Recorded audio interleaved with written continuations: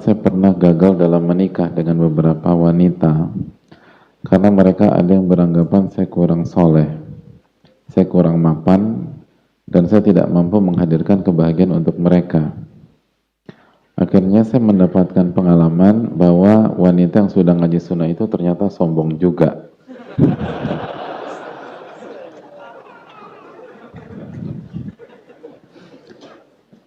Mengaku ngaji tauhid, tapi jika dihadapkan oleh perkara dunia, mereka masih condong ke arah sana. Akhirnya saya memutuskan stop mencari calon istri dari kalangan wanita yang sudah ngaji. Karena saya anggap tidak ada bedanya dengan wanita awam di luar sana. Saya memiliki niat untuk berprestasi, Ustadz, karena saya ingin menunjukkan kepada wanita-wanita yang dulu pernah menolak saya bahwa mereka akan menyesal karena dulunya pernah memandang saya sebelah mata. Mohon nasihatnya Ustadz, apakah sifat saya ini salah dan bagaimana saya harus bersikap atas semua yang saya alami tersebut. Jazakallahu khair atas nasihatnya. Ya, hadirin Allah muliakan, wanita-wanita itu sombong atau kita yang baper? Hadirin, agak ada dua kemungkinan, atau bisa jadi dua-duanya enggak. Wallahu ta'ala bishawab. Yang pertama, sombong itu bukan menolak seorang ikhwan. Enggak ada definisi sombong itu menolak seorang laki-laki yang maju. Enggak ada. Sombong itu batarul haq wa ghamtun nas, menolak kebenaran dan meremehkan manusia. Itu yang pertama. Yang kedua,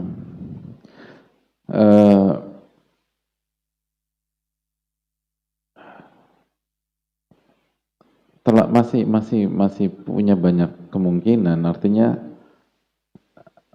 tergantung ke siapa kita memajukan diri, karena setiap orang berbeda-beda. Artinya ketika kita maju ke sosok yang spesial, tapi memang kita tuh berada di bawah mereka secara ilmu, secara finansial, jadi secara agama di bawah mereka, secara dunia pun di bawah mereka, maka bisa dimengerti jika mereka menolak kita. Dan karena kita tahu bahwa di dalam ilmu fikih ada bab kafa'ah. Bab kafa'ah itu bab kesetaraan. Dan ulama menjelaskan bahwa laki-laki yang direkomendasikan, karena bab kafa'ah lebih ke laki-laki ya. Jadi bab kafa'ah itu hendaknya seorang laki-laki atau calon suami, lebih tepatnya calon suami, levelnya itu setara dengan calon istrinya, syukur-syukur bisa lebih, gitu loh, setara atau lebih. Dan kurang direkomendasikan jika kualitas calon suami di bawah istri, gitu loh, dalam beberapa aspek. Kalau dipaksakan bagaimana? Walaupun suami di bawah level sang istri, pernikahannya sah selama suaminya masih muslim, masih beriman, tetapi kurang direkomendasikan. Sah, tapi kurang direkomendasikan. Kenapa demikian? Karena cukup rentan menghadapi banyak masalah ke depan. Bukan hanya berhadapan dengan istri, tapi juga keluarga istri. Karena pernikahan adalah menggabungkan berapa keluarga, hadirin? 4, hadirin, bisa jadi 4 lah. Keluarga kita aja 2, keluarga ayah kita, keluarga ibu kita. Istri kita, keluarga ayahnya, keluarga ibunya. Jadi Islam tuh ingin, dan para ulama fikih kita ingin, agar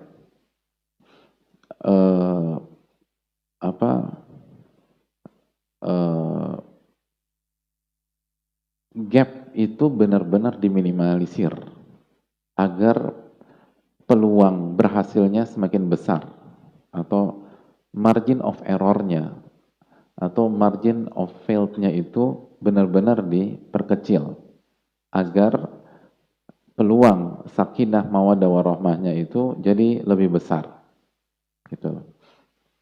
Nah, karena suami yang menjadi pemimpin, maka sangat rentan jika dalam beberapa aspek suami di bawah istri. Berbeda kalau sebaliknya. Jadi kenapa sih kok ini pembahasan lebih ke suami? Karena suami pemimpin, gitu aja. Adapun yang dipimpin posisinya atau apabila yang dipimpin dalam beberapa aspek itu di bawah, wajar, namanya juga dipimpin. Tapi kalau memimpin, itu menjadi pembicaraan yang berbeda. Jadi itu sangat dimengerti. Sangat dimengerti. Makanya, saya punya salah satu guru dari Mesir, dan beliau banyak punya pengalaman dalam masalah ini. Beliau mengatakan bahwa sebatas riset beliau ya, sekali lagi bahasa saya, sebatas riset beliau, pasangan berbeda bangsa kemungkinan besar gagalnya besar gitu. Pasangan berbeda bangsa kemungkinan gagalnya besar. Kenapa demikian? Beda kultur. Beda kultur. Makanya sebagian ulama itu kan sampai mengatakan, menekankan masalah ini. Jadi bukan bermaksud ini gitu, tetapi ulama itu mengerti kejiwaan manusia. Para ulama itu mengerti ilmu sosial gitu loh. Mungkin bagi sebagian pihak, itu nggak penting. Anda tuh hidup bersama masyarakat. Ada banyak hal yang bagi kita nggak penting, bagi masyarakat itu sangat penting. Kita nggak usah bicara masyarakat umum deh. Ada banyak hal bagi kita yang sudah ngaji misalnya, itu nggak penting. Tapi bagi keluarga inti kita itu penting. Itu baru keluarga inti. Belum kita bicara bagi keluarga besar kita itu penting. Gitu.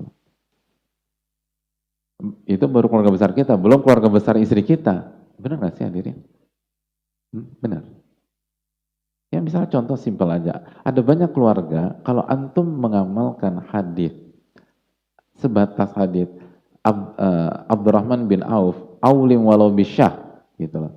Buatlah walimah walaupun seekor kambing, gitu loh. Seekor kambing. Mana ini juragan akikah? Satu ekor kambing berapa pek? Nah, satu ekor kambing itu bisa berapa pek? Hah? Apa?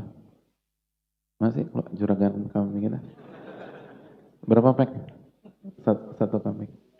50 pek gitu loh. Jadi berarti kan buatlah walimah walaupun 50 pek. 5 pek berarti 50 orang kan? 50 orang. Berarti 25 couple gitu misalnya. Itu kalau antum terapkan itu ribut keluarga besar gitu loh.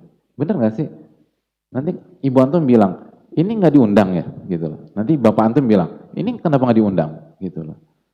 Jadi sekali lagi ada banyak hal yang kita berpikir ini bukan substansi mah, iya.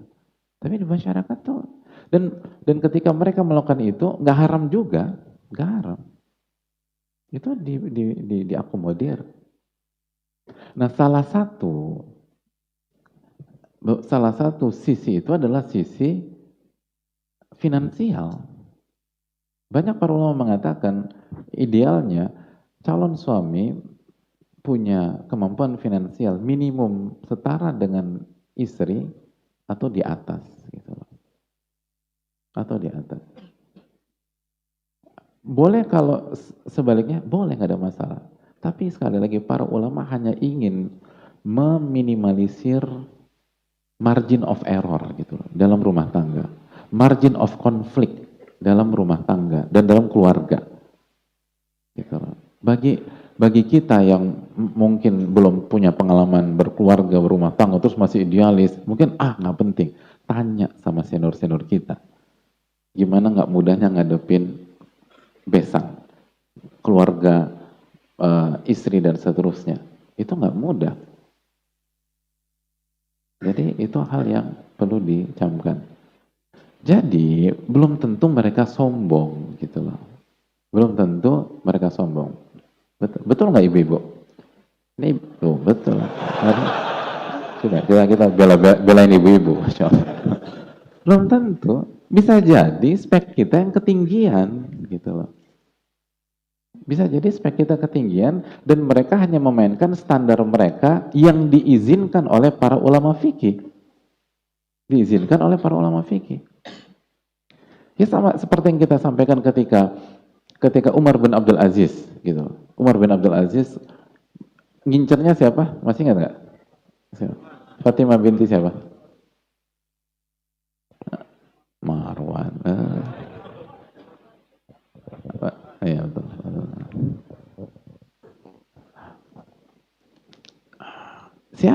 Siapa Fatimah? Hah? Masih ingat siapa Fatimah? Hah? Hah? Anak bapaknya. Ya iyalah anak bapaknya. Semua anak bapaknya kecuali Isa bin Maryam. Anaknya Khalifah. Cucunya saudari kandungnya Khalifah. Kira-kira kalau antum yang maju diterima apa enggak? Coba kira-kira nih. Kalau kita yang maju itu diterima apa enggak? Ya. Insya Allah. Insya Allah enggak. Bapaknya khalifah, kakeknya khalifah, saudaranya khalifah. Terus apakah ketika antum ditolak sama Fatimah, terus Fatimah sombong? Enggak. Antum salah ngincer orang, itu masalahnya. Makanya yang diterima siapa? Umar bin Abdul Aziz, mujaddid loh, sebagian para ulama mengatakan mujaddid, bukan sembarang. Umar bin Abdul Aziz, alim besar. Jadi hati-hati dalam itu tadi, judgement orang tuh hati-hati, jangan sampai kita gini loh hadirin sekalian. Saya ingin tanya, sombong sifat mulia atau sifat yang rendah dan hina? Sifat yang mulia atau rendah dan hina? Rendah dan hina. Maka apabila kita mudah mencap orang itu sombong, berarti kita memuliakan dia atau merendahkan dia? Anggap dia mulia atau anggap remeh dia?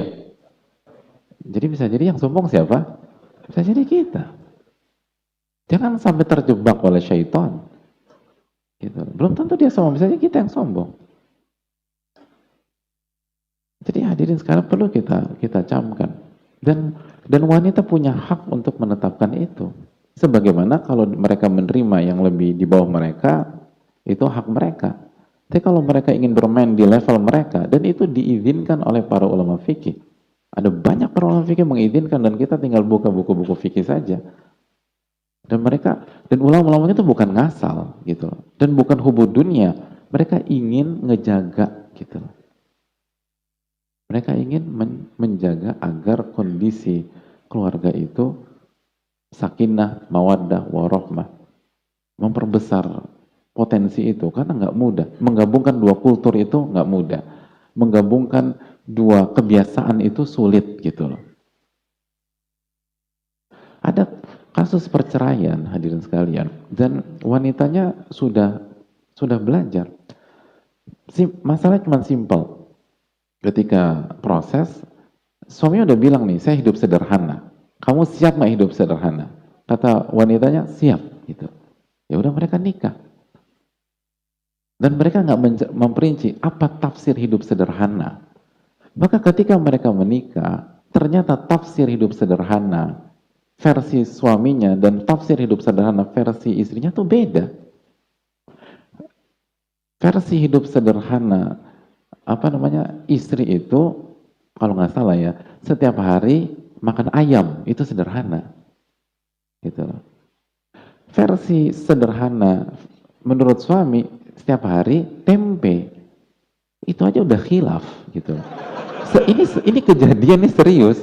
Akhirnya membuat mereka tinggal berbeda rumah. Dan akhirnya cerai.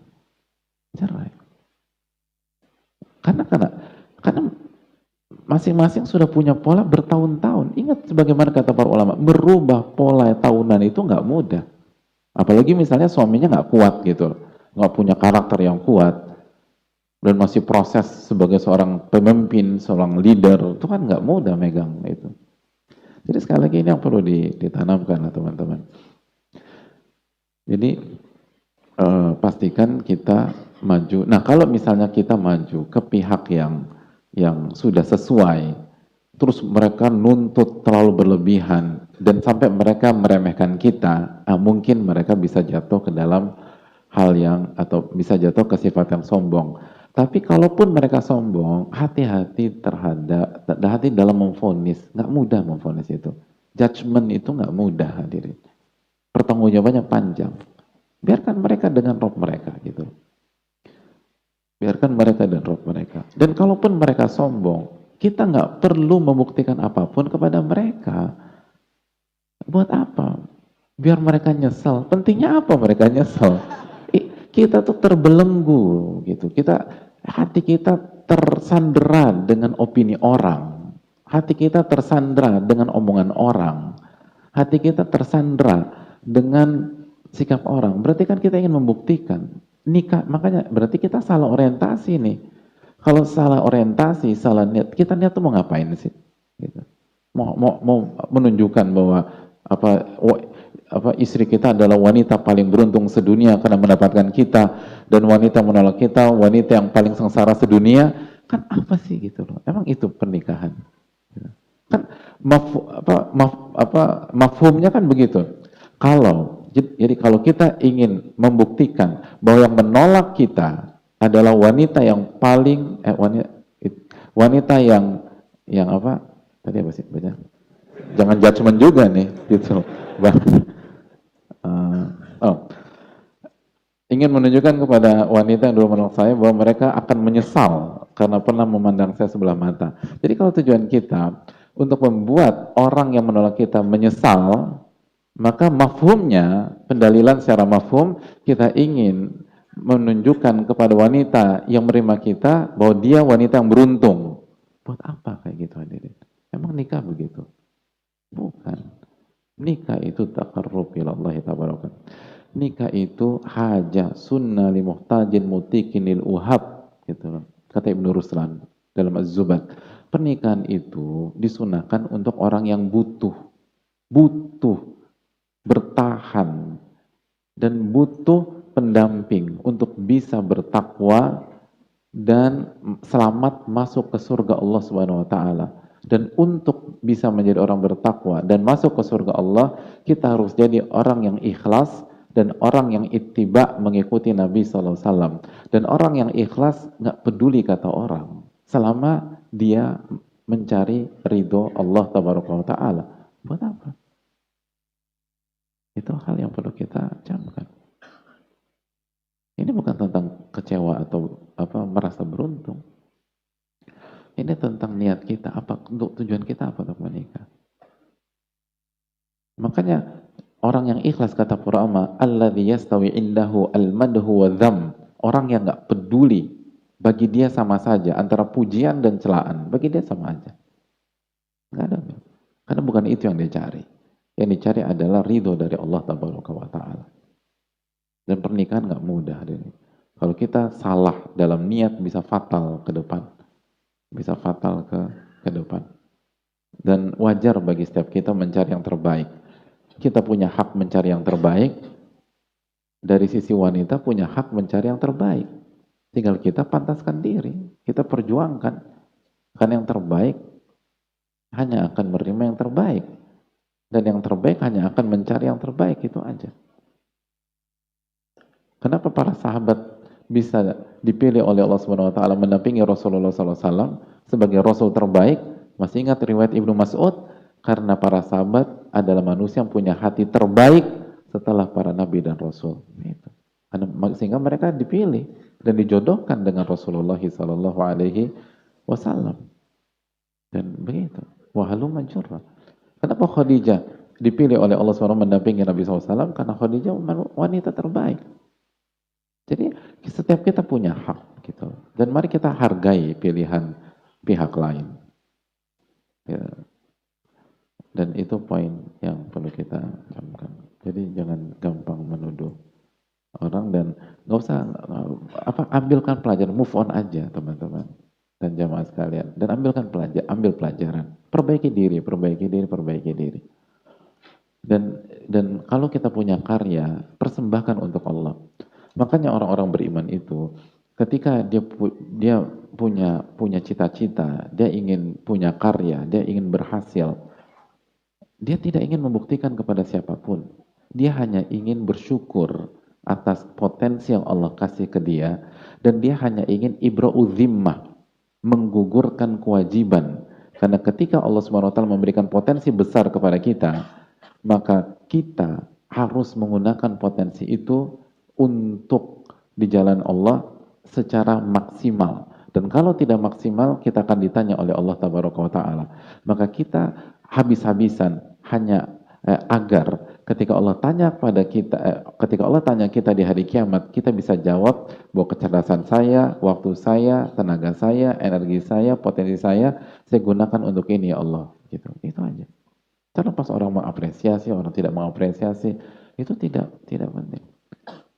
Bahkan para ulama dulu nggak kurang suka dengan hal-hal demikian. Kita masih ingat ucapan Imam Nawawi rahimahullah taala ketika dikasih gelar Muhyiddin oleh para ulama. Pak, yang kasih gelar ini bukan orang sembarangan. Lalu apa kata Imam Nawawi rahimahullah taala? Kata Imam Nawawi, "Ma aj'alu fi hillin man laqabani Muhyiddin." Aku tidak halalkan orang yang memberikan gelar kepadaku Muhyiddin. Allahu akbar. Aku nggak halalkan. Padahal sih boleh-boleh aja diterima. Selama ikhlas nggak ada masalah. Tapi lihat bagaimana orang-orang hebat itu bermain di level yang berbeda, hadirin. Mereka nggak tertarik dengan itu. Nggak tertarik. Karena mereka lebih mementingkan bagaimana menjaga hati mereka. Bagaimana menjaga jiwa mereka.